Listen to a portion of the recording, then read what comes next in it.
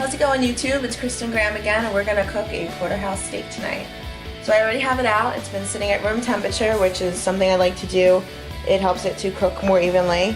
I have my steak happens to be a choice steak. You could also buy you could buy it in prime, you could buy a choice, or you could buy select. If you're gonna buy select, don't even bother. Prime is the best, choice is kind of a medium grade. So what I'm looking for when I buy my porterhouse is the kind of the marble, the way the fat kind of looks like marble going through it. Alright, so I have it out, like I said, room temperature. My cast iron skillet is all ready to go. I got my seasonings, so let's get started. So first thing I'm going to do right now, I have my grill your ass off gunpowder seasoning. It's for steak and brisket, and you're going to see how blackened the steak is going to become because of it. Alright, if you can see on the label, it says warning, extremely flammable. So let's get started with this. Alright, so we're going to start seasoning it, which I like to do at a nice high angle so I can season it fairly evenly throughout. I'm going to end up seasoning both sides as evenly as possible.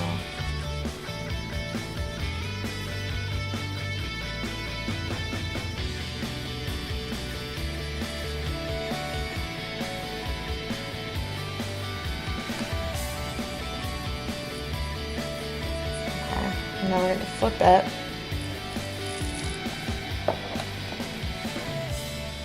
It's a nice sized porterhouse right here. So let's talk about the ingredients in here. What makes this a gunpowder seasoning? You'll get a little dirty, for sure. So your ingredients. There's salt, garlic, sugar, black pepper, chili powder, onion, soybean oil, cayenne pepper, coriander, and activated charcoal. I guess that's why it gets so dark and dirty. Alright, well, I have my cast iron skillet all ready to go, so the only thing left to do now is to put it on the skillet.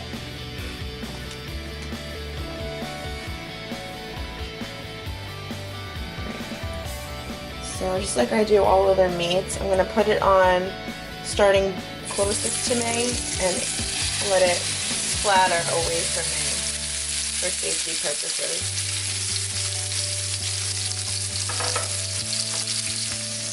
I'm going to let this sit for about 2 to 3 minutes. I'm going to watch the coloring on the steak, and then I'm going to flip it. I'm going to re-season it a little bit, and I'm going to throw maybe a little bit of butter and garlic in there with it. Let it really soak it in. So always want to use tongs to flip it.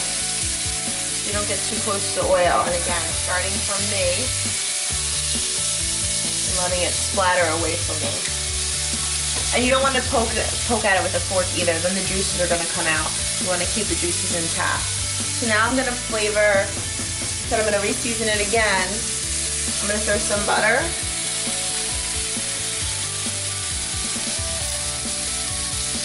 Let's start melting.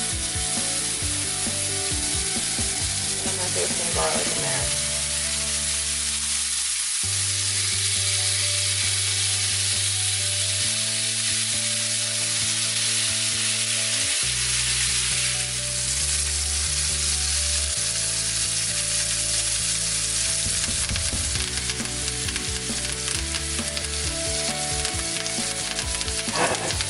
Now we're going to beef.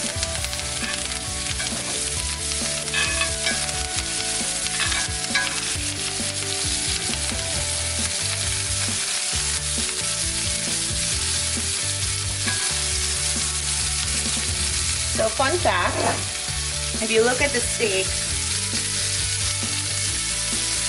about where the bone runs, this side of the steak is actually the fillet, if you're somebody that's a fan of fillet.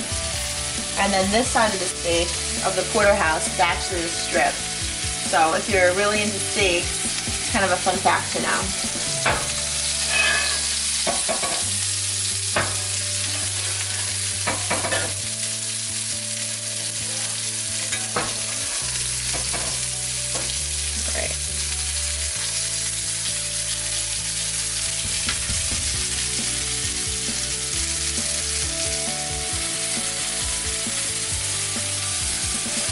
So the reason I'm poking at the steak is because I like a steak to be medium.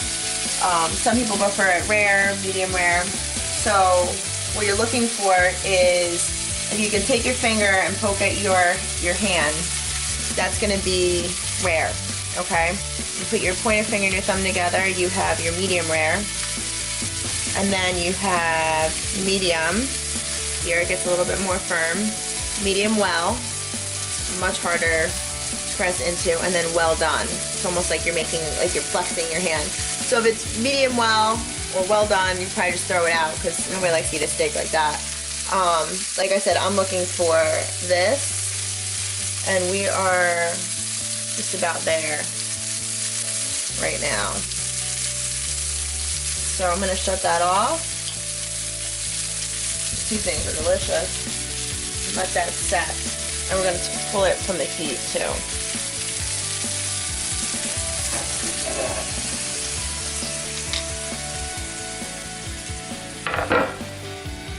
So I just pulled the steak off of the skillet, and right now I'm going to let it sit and relax. And what that's going to do is let the juices kind of flow through the steak, because it was so tense when it was on the skillet. So that it relaxes, the juices flow through. So this process is going to last about 5 minutes. So after that, we're going to eat the steak. So if you like my channel, subscribe to it. Like the video if you like what you saw, and leave me some comments, and I'll be sure to respond. And I'll see you later.